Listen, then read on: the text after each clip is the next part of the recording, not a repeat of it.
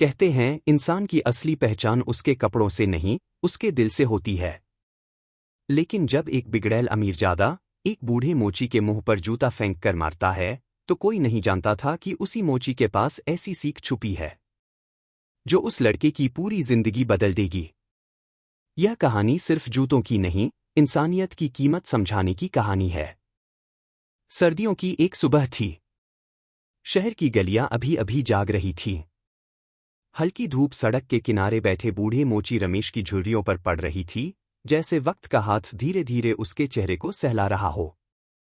उसके हाथ पुराने, थके हुए थे, लेकिन उंगलियों में हुनर अभी भी जवान था। वह हर जूते को ऐसे सीता था जैसे हर धागे से किसी की कहानी जोड़ रहा हो।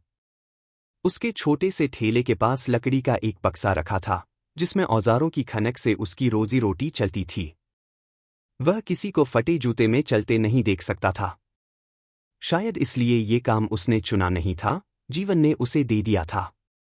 उसी सुबह शहर के सबसे अमीर कारोबारी राजवीर मल्होत्रा का बेटा आर्यन अपनी चमचमाती स्पोर्ट्स कार में सड़क पर दौड़ता हुआ आया। वो अपने दोस्तों में रौब झाड़ने वाला, अकड़ और पैसे से भरा हुआ लड़का था। रईसी उसके व्यवहार में ऐसे टपकती थी जैसे किसी टूटे गिलास से पानी गिरता हो। वह मोची के ठेले के सामने कार रोकता है, ब्रेक की तीखी चीख के साथ। रमेश ने ऊपर देखा, धूप की रोशनी में चमकते महंगे चश्मे वाला लड़का उतर रहा था। आर्यन ने अपना बाया जूता उतारकर रमेश के सामने फेंक दिया। जूता हवा में उड़ता हुआ आया और सीधे रमेश के मुंह पर लगा। उसके पुराने चेहरे पर एक चुभन सी दौड़ी, पर उसने कोई शिकायत नहीं की। बस शांत निगाहों से जूते को उठाया। आर्यन हंसते हुए बोला, ओए बूढ़े, इतना भी नहीं पकड़ पा रहा? मेरे 50,000 के जूते हैं। ठीक से साफ करना, समझा? कितना लेगा? रमेश ने धीरे से कहा। बाबूजी, जितना आप देना चाहें। मेरा काम बस जूते को ठीक करना है। आर्यन के दोस्त हंसकर बोले। देखो, गरीब को क्या पता महंगे सामान का? आर्यन ने कहा। चल बूढ़े, जल्दी कर, मुझे पार्टी में जाना है। रमेश सिर झुकाकर काम में लग गया। उसकी उंगलियां जूते के चमड़े को ऐसे छू रही थीं जैसे वो उसे डांट नहीं, दुआ दे रहा हो। उसके चेहरे पर सिर्फ शांत धैर्य था, जो कई सालों की मेहनत से जमा हुआ था। आर्यन अपनी कार से टिककर खड़ा हो गया। मोबाइल पर स्क्रॉल करता रहा, कभी हंसता, कभी गाली देता। आखिर उसके लिए दुनिया पैसे से चलती थी और बाकी लोग उसके लिए सिर्फ नौकर थे। थोड़ी देर बाद रमेश ने कहा, बाबूजी, हो गया। अब जूते में पहले जैसा निखार आ गया है। आर्यन ने जूता उठाकर देखा। सच में, जूता चमक रहा था जैसे नया हो। लेकिन बजाय धन्यवाद देने के, उसने जूते को फिर से रमेश के पैरों के पास फेंक दिया और बोला, अच्छा किया है, लेकिन नफरत आती है तुम्हारे जैसे गरीब लोगों से। छू लेते हो तो घिन आती है। चुप्पी। रमेश ने बस जूते को फिर उठाया। उसकी आंखों में कोई गुस्सा नहीं था, लेकिन कहीं गहराई में एक दर्द जरूर था, जिसे उसने छुपा लिया। आर्यन ने जेब से 20 रुपए का नोट निकाला और उंगलियों से पकड़कर थूकते हुए बोला, ले, पकड़, इतना ही काबिल है तू। और वो नोट मोची के चेहरे पर फेंक दिया। उस पल सड़क पर मौजूद हर शब्द ठहर गया। रमेश का दिल थोड़ा अंदर से टूट गया, लेकिन उसने नोट उठाया और शांत आवाज में बोला, भगवान आपको बहुत देगा, बाबूजी। आर्यन ने ताना मारते हुए कहा, मुझे भगवान नहीं चाहिए, मेरे पास पैसा है। वह जूता पहनकर कार में बैठना ही चाहता था कि रमेश ने अचानक कहा, बाबूजी, एक बात कहूं? आर्यन चिढ़कर बोला, जल्दी बोल बूढ़े। रमेश ने बहुत ही शांत सुर में कहा, आपके जूते तो बहुत महंगे हैं, पर क्या कभी आपने सोचा कि बिना इन जूतों के आपकी कीमत क्या है? आर्यन मुस्कराया। मेरी कीमत? तू बताएगा? रमेश ने सिर हिलाया। जी नहीं, बाबूजी। मैं सिर्फ वो दिखा सकता हूं जो शायद आपको आज तक किसी ने नहीं दिखाया। आर्यन हंसकर बोला, अच्छा? एक गरीब मोची मुझे सीख देगा? चल, सुनाते रहो। रमेश ने गहरी सांस ली और कहा, बाबूजी, हर चीज की चमक पैसे से नहीं आती। कुछ चमक दिल से भी आती है। जूते चमकाना मेरा काम है, लेकिन इंसान की सोच चमकाना भी कभी कभी जरूरी हो जाता है। आर्यन पहली बार थोड़ी देर के लिए चुप हो गया। रमेश ने आगे कहा, आज आपने मुझे जो फेंक कर मारा, वो जूता नहीं था, वो आपका अहंकार था। और अहंकार जितना भारी होता है, इंसान को उतना ही नीचे गिरा देता है। आर्यन ने आंखें तरेरी। ओए, बहुत हो गया। ज्यादा फिलॉसफी मत झाड़। तू एक मोची है, समझा? और मैं मल्होत्रा का बेटा। रमेश मुस्कराया। बाबूजी, जूते के तले में क्या लिखा होता है? आर्यन चौंक गया। क्या मतलब? रमेश बोला, कुछ नहीं, बिल्कुल खाली। क्योंकि जूता ऊपर कितना भी महंगा हो, नीचे तो मिट्टी ही छूता है। आर्यन ने पहली बार उसकी आंखों में देखना बंद कर दिया। रमेश की धीमी आवाज सड़क की हवा में फैल गई। इंसान चाहे कितना भी अमीर हो जाए, उसे जमीन पर चलना ही पड़ता है। और जमीन पर चलने से पहले याद रखिए, जमीन किसी को नहीं छोड़ती।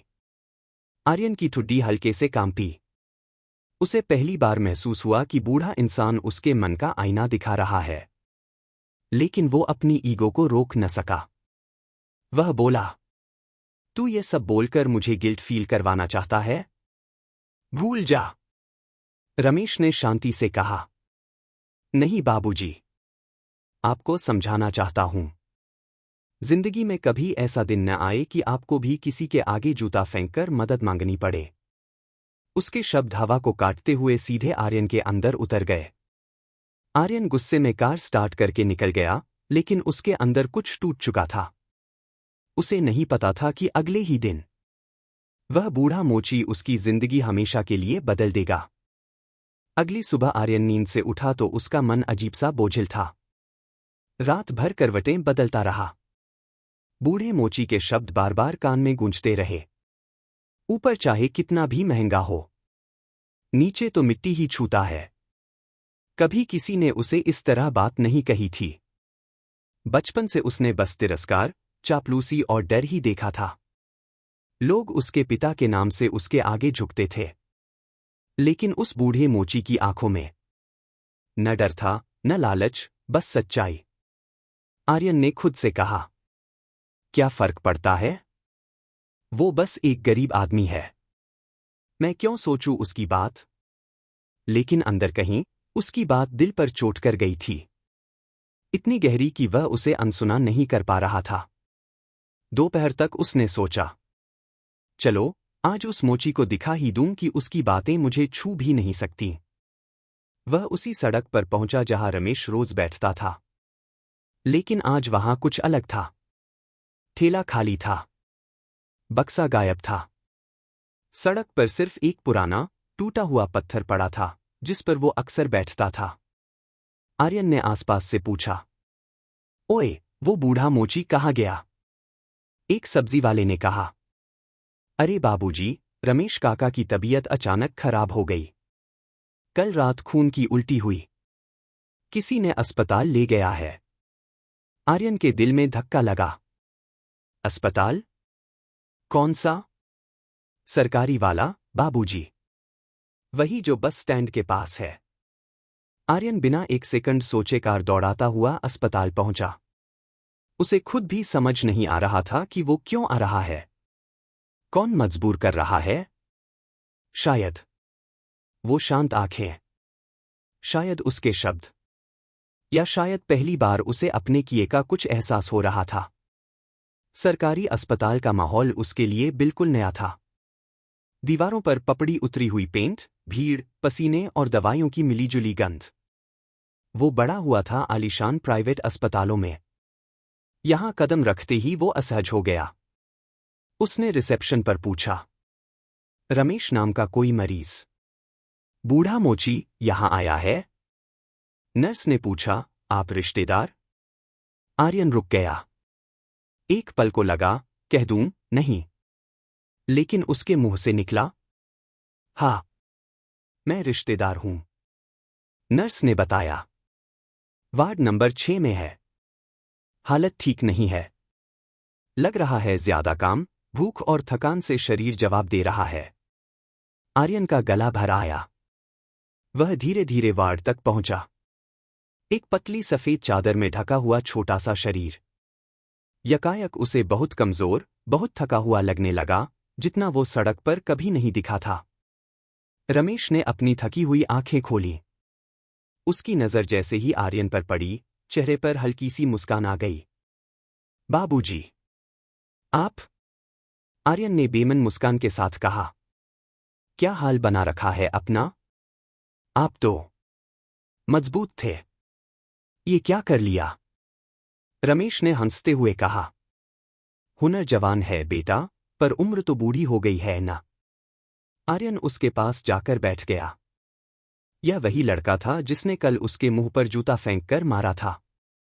पर आज उस बूढ़े आदमी को देखकर उसके भीतर कुछ टूट रहा था।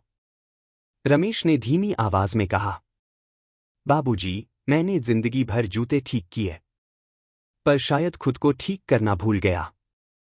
आर्यन की आंखें नम हो गईं। आपको डॉक्टर और दवाइयों की जरूरत है। चिंता मत करो, मैं सब संभाल लूंगा। रमेश मुस्कुराया। आप क्यों करेंगे बाबूजी? आप तो बहुत बड़े आदमी हो। हम जैसे लोग तो बस आपके जूते ठीक करने लायक हैं। ये शब्द सुनकर आर्यन के भीतर गिल्ट एक तूफान बनकर घूम गया। उसने रमेश का हाथ पकड़ लिया। नहीं काका, ऐसा मत कहिए। मैं गलत था। बहुत गलत। रमेश ने उसे देखा। गलतियां इंसान को बेहतर बनाती हैं, बाबूजी। बशर्ते वो उन्हें स्वीकार कर ले। आर्यन के भीतर कुछ नरम पड़ने लगा। उसने पहली बार किसी गरीब इंसान के हाथ इतने प्यार से पकड़े थे। अचानक डॉक्टर अंदर आए। किसी को ऑपरेशन के लिए पैसे जमा करने होंगे, वरना सिर्फ दवाइयों से हालत बिगड़ती जाएगी। आर्यन ने बिना सोचे कहा, मैं करूंगा पेमेंट। कितना है? डॉक्टर ने बताया, 50,000। आर्यन ने तुरंत कार्ड निकालते हुए कहा, मैं दे देता हूं। रमेश ने घबराकर उसका हाथ पकड़ा। नहीं बाबूजी, इतनी बड़ी रकम में कैसे? आर्यन ने दृढ़ आवाज में कहा, आप मेरे अपने हैं। रकम की चिंता मत करो। रमेश की आंखों के कोने भीग गए। उसने धीरे से कहा, बाबूजी, मैंने आपको जो कल कहा था, वो गुस्से में नहीं कहा था। मुझे पता नहीं था कि आप ऐसे इंसान भी हो सकते हैं। आर्यन ने हाथ जोड़कर कहा, काका, प्लीज, मुझे माफ कर दो। कल मैंने जो किया, वो मेरी सबसे बड़ी गलती थी। रमेश ने मुस्कुराकर जवाब दिया, बेटा, जो मन से माफी मांग ले, वो गलती नहीं, सीख बन जाती है। आर्यन के दिल में शायद पहली बार इंसानियत के लिए जगह बनी। लेकिन असली मोड़ तो अभी बाकी था। उसी शाम, जब डॉक्टर ने रमेश को आईसीयू में शिफ्ट करने की तैयारी शुरू की, अचानक अस्पताल का एक स्टाफ दौड़ता हुआ आया। अरे, ये तो मल्होत्रा साहब के बेटे हैं। सर, आपके पिताजी बाहर गुस्से से खड़े हैं। आर्यन चौंक गया। डैड? यहां? बाहर से भारी कदमों की आवाज आई। एक ताकतवर, गुस्सैल आवाज। आर्यन, तुम इस गरीब मोची पर 50,000 क्यों खर्च कर रहे हो? ये तुम्हारा काम नहीं है। आर्यन ने पहली बार अपने पिता की आंखों में डटकर देखा और कहा, डैड, ये इंसान है, और इंसान पर खर्च करना हमेशा सही होता है। उस दिन पहली बार आर्यन ने सिर्फ दूसरों को नहीं, खुद को भी बदलते हुए महसूस किया। अस्पताल के बाहर गलियारे में उस समय माहौल इतना भारी था कि हवा तक थमी हुई लग रही थी। मल्होत्रा साहब, शहर के सबसे बड़े बिजनेसमैन, गुस्से से लाल चेहरा लिए खड़े थे। उनके व्यक्तित्व में एक ऐसी ठंडक थी जो पास आने वाले किसी भी इंसान को डरा दे। और सामने खड़ा था उनका बेटा, आर्यन, जो पहली बार अपने पिता के रौब के आगे झुका नहीं था। आर्यन, मल्होत्रा साहब तीखे स्वर में बोले, तुम्हें समझ नहीं आता? ये सब लोग हमारे पैसे के लायक नहीं होते। तुमने इस बूढ़े मोची पर 50,000 बर्बाद कर दिए। आर्यन की आवाज सरप्राइजिंगली काम थी। डैड, ये बर्बादी नहीं है, ये इंसानियत है। मल्होत्रा ने ताना मारा। इंसानियत? तुम इन जैसे गरीब लोगों को जितना उठाओगे उतना ये तुम्हारे सिर पर चढ़ेंगे। इनके लिए तुम्हारा पैसा सिर्फ मौका है तुम्हें इस्तेमाल करने का। आर्यन ने अपने पिता की आंखों में देखा। नहीं डैड, मैंने कल इनके साथ बहुत गलत किया था। ये पैसा उस गलती की भरपाई है। मल्होत्रा ने गुस्से में कहा। तुम्हें लगा ये बेचारा है? ये लोग रो रो कर सिंपैथी लेते हैं। तुम भावुक हो रहे हो। आर्यन का दिल पहली बार पिता के लिए पत्थर की तरह महसूस हुआ। वह धीरे से बोला, नहीं डैड, मैं पहली बार इंसान जैसा महसूस कर रहा हूं। ये सुनकर मल्होत्रा कुछ पल के लिए चुप हो गए, जैसे उन्होंने कभी सोचा ही नहीं था कि उनका बेटा उनसे इस तरह बात करेगा। इसी बीच डॉक्टर बाहर आए। मरीज को आईसीयू में शिफ्ट कर दिया है। हालत थोड़ी नाजुक है, लेकिन उम्मीद है कि ऑपरेशन के बाद वो ठीक हो जाएगा। आर्यन ने राहत की सांस ली, पर भीतर से बेचैनी अभी भी कम नहीं हुई थी। उसने रात भर अस्पताल में बैठने का फैसला किया। मल्होत्रा साहब गुस्से में तो थे, मगर अपने बेटे के इस जुनून को देखकर उन्होंने ज्यादा जोर नहीं दिया और रात को घर चले गए।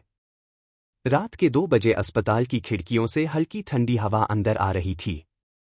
आर्यन आईसीयू के कांच के बाहर बैठा था, रमेश को देख रहा था जो मशीनों से जुड़ा हुआ सो रहा था। उसकी कमजोर सांसें भी दिल को चुभ रही थीं। तभी नर्स आई और बोली, आप चाहें तो उससे 1 मिनट बात कर सकते हैं। अभी उसकी आंख खुली है। आर्यन हैरान हो गया। वो धीरे से आईसीयू के अंदर गया। रमेश ने कमजोर आंखों से उसे देखा और मुस्कुराया। बाबूजी, देर रात तक जाग रहे हो? आर्यन ने भावुक होकर कहा। काका, आपको आराम करना चाहिए। मैं यही हूं। रमेश ने कहा। बेटा, डर मत। यह शरीर पुराना है, पर आत्मा मजबूत है। आर्यन ने पहली बार उसके हाथों को ध्यान से देखा। कितने घाव, कितनी दरारें थीं। वो हाथ जिनसे वो रोज न जाने कितने लोगों की जरूरत पूरी करता था। रमेश ने धीमी आवाज में कहा, तुमको पता है, मैं रोज तुम्हारे जैसे अमीर बच्चों के जूते सीता था। लेकिन कभी किसी को लगा ही नहीं कि जूता सीने वाला भी एक इंसान होता है। आर्यन की आंखें भर आईं। काका, मुझे माफ कर दो। कल जो मैंने किया। रमेश ने बीच में ही रोक दिया। बेटा, मैंने तुम्हें पूरी जिंदगी की सबसे बड़ी सीख कल ही दे दी थी। लेकिन तुम्हें उससे भी बड़ी सीख आज मिली है। आर्यन ने हैरानी से पूछा। आज? कौन सी? रमेश ने मुस्कुराते हुए कहा। ये कि दिल की धनी होना पैसों से बड़ा अमीर होना है। आर्यन एकदम चुप हो गया। उसका गला भर आया। रमेश ने कहा, तुम अच्छे बने हो बेटा। यही मेरी सबसे बड़ी कमाई है। उसी रात आईसीयू की मशीनों की आवाजें धीमी धीमी बजती रहीं।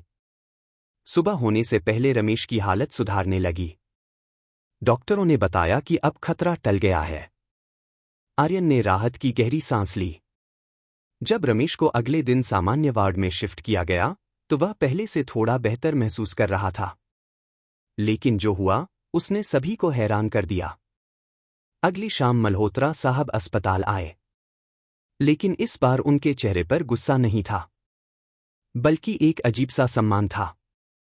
उन्होंने रमेश के पैर छूकर कहा, काका, आपने मेरे बेटे को वो सिखा दिया जो मैं करोड़ों देकर भी नहीं सिखा पाया। रमेश घबरा गया। अरे साहब, ऐसा मत कीजिए। मैं तो बस छोटा सा मोची हूं। मल्होत्रा बोले।